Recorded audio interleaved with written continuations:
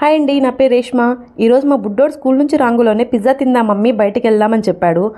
5 star hotel దగ్గర నుంచి street hotel వరకు అంతా అన్హైజీన్ ఫుడ్ వాడుతున్నారు. ఈ మధ్య బిర్యానీలో అయితే ఇంత పొడుగు పురుగులు కూడా కనిపిస్తున్నాయి.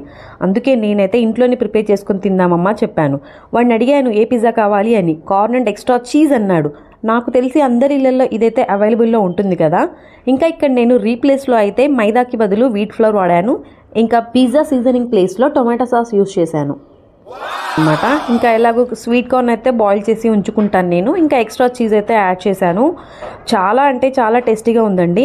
ఇంకోటి వాడు చెప్పాడు, నాకు బయట టేస్ట్ రావాలి, పిజ్జాలో ఇటాలియన్ ఫ్లేవర్ రావడం కోసం కొంచెం ఆరిగానో అండ్ చిల్లీ ఫ్లేక్స్ వేసామంటే అదిరిపోవాల్సిందంటే. పిల్లలకైతే స్వీట్ కార్న్ అండ్ చీజ్, మేమైతే కొంచెం బెల్ పెప్పర్ యాడ్ చేసుకొని తిన్నాము. చాలా అంటే చాలా టేస్టీగా ఉంది. మీరు ఇంట్లోనే హెల్తీగా ఇలా కూడా చేసుకోవచ్చు అనమాట, చాలా సింపుల్గా. రెసిపీ కావాలంటే నాకు కామెంట్ చేయండి. వీడియో